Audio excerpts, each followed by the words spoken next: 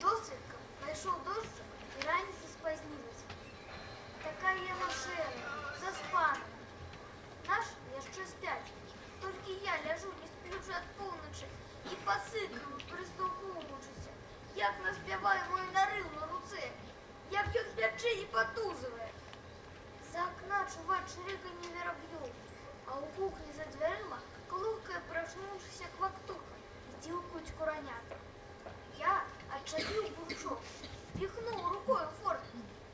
Окно отчинилось. У хату вдохнула весна. Столькі фарбаў цяпер у свежай зелені палёў, перамежнай палосамі шэрай раллі.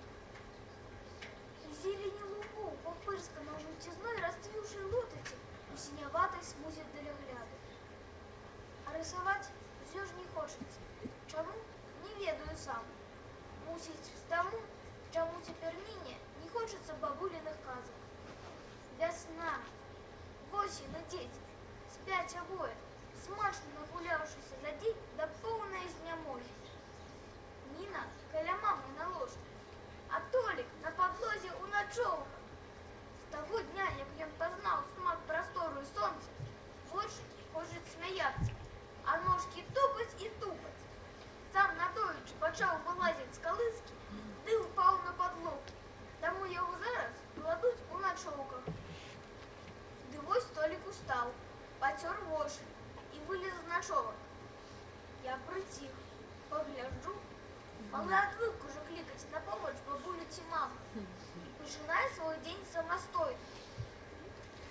Падпяўся на клямку, адчыніў і моцна пхнуў аберуч дзверы ў кухню, а сам з размаху стаў рукамі на парог.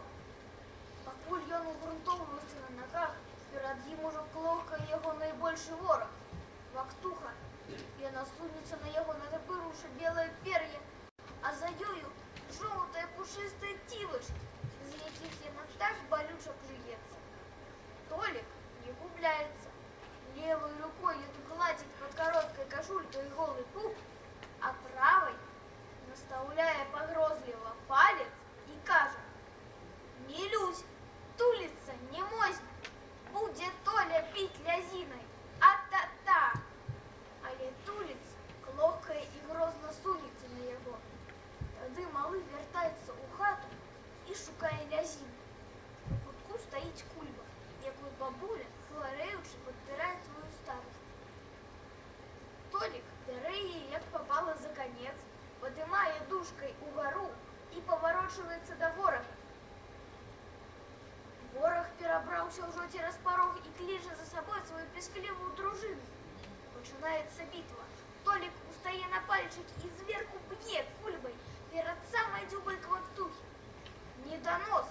Курыца натапырваецца і грозна пад'язджае, але кульба ападае ізноў, на гэты раз удава, па пер'і. Квактуха з крыкам адступае, а за ёю сыплюцца куранят.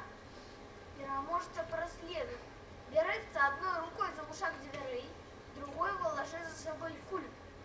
Але кульба чапляецца дужкай за вушак і падтузаўшы трохі. Толік трухціць за курыцай без зброі, толькі ў кароткай кашульцы. Спачатку чуваць бразганне клямкі ў сені, а пасля баявы вокліч квактухі і прарэзлівая